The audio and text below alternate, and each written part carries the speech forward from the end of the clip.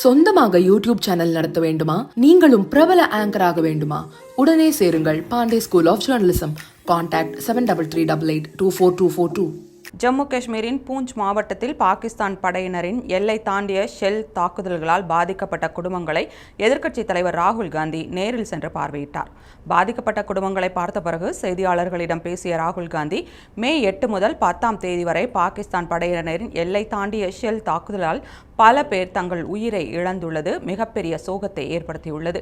எல்லையை ஒட்டியுள்ள பகுதிகளில் பாதிக்கப்பட்ட மக்களை சந்தித்ததன் மூலம் அவர்கள் அனுபவிக்கும் பிரச்சினைகளை புரிந்து கொள்ள முடிந்தது என்று தெரிவித்தார். மேலும் பாகிஸ்தானின் தாக்குதலால் பாதிக்கப்பட்ட மக்கள் தங்களின் பிரச்சினைகளை தேசிய அளவில் எழுப்ப வேண்டும் என்று தெரிவித்தனர் என்றும், பாதிக்கப்பட்ட மக்களின் பிரச்சினைகளை அனைவரிடமும் எடுத்துச் செல்ல நடவடிக்கை எடுக்கப்படும் என்றும் ராகுல் காந்தி கூறினார்.